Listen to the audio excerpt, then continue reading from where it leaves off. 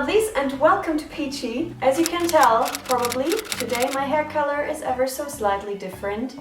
But no, I have not dyed my hair. As I said beforehand, I always want to keep my hair as natural as possible, which is why I'm very grateful for the invention of wigs. This wig is by everydaywigs.com, who were kind enough to let me choose one, and I chose this purple one because I was like, go hard or go home. And yeah, I'm gonna do today's video with this wig because we're gonna talk about smoky eyes, and I feel like having really kind of fleshy hair makes smoky eyes pop even more. And yeah, that's what I'm gonna talk about today. My top tips how to really nail that smoky eye. I really hope you're gonna enjoy this video, and I would say we get started right now. Tip number 1. Use multiple colors. You can make it easier to achieve these flawless, gradual smoky eye transitions if you work with multiple colors. In fact, the more shades you use from the same color family, the more they will naturally blend together. Tip number 2. Blend longer than you think. Blending can take a lot of time, especially when your brush or eyeshadow quality isn't top-notch. 9 times out of 10 we don't blend long enough though, which costs us this flawless, gradual finish. My advice is, when you think you're done, blend more. Tip number 3.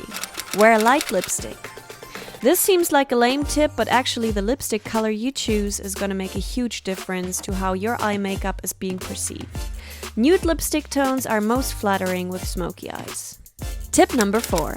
Use clean, high-quality brushes. There aren't many things that are more crucial for the end result than your brushes.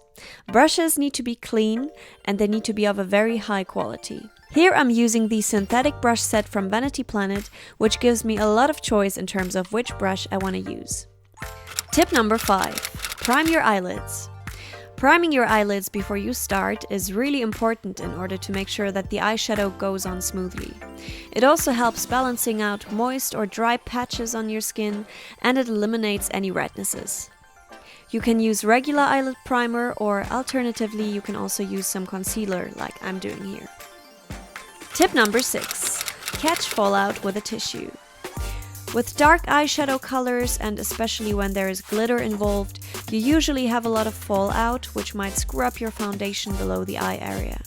I recommend just holding a tissue underneath. This will catch the fallout and also leave no mark on your foundation, like other things do, for example, when you use tape or something like that.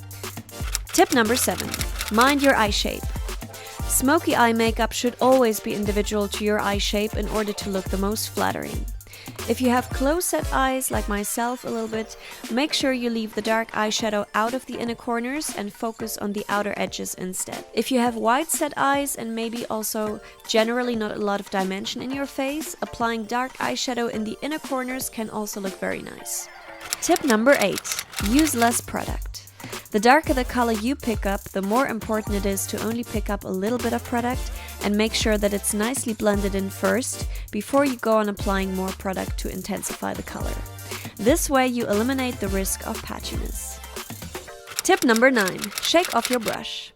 This next tip is to reduce fallout. Basically, whenever you pick up product with your brush, make sure to give it a little shake before you apply it so that the excess product can fall off the brush. When it's a super pigmented color, I also sometimes like to first kind of swatch some product on my hand to make sure it's evenly distributed throughout the brush. Tip number 10. Correct with a clean blending brush. Having a clean brush that's only for blending can be super helpful because this will literally only blend product out and not add more product. If you for some reason have created some patchy areas, a clean blending brush is often your best option to correct it. Alright my lovelies, that was it for me today. I really hope you liked this video. If you did, of course I would be very happy about a thumbs up or a little comment. And yeah. Also, I wanted to apologize once again for my absence for 2 weeks. I've been on holiday and I just didn't get it done. I was so in holiday mode, and yeah. But from now on the videos are gonna come in a stricter schedule. I'm gonna post every Friday, 10 AM British time. Also guys, I'm planning to come live on YouTube directly for the first time. Sometime this week I'm going to announce it, so please let me know your questions or whatever you want to say in the comment section, and I'm going to address all the questions you're asking me in my live session. And on that note, guys, I think I've talked enough. I'm going to wish you a wonderful weekend, and I'm going to see you next Friday, 10 a.m. Adios. Put your hands on my back, boy.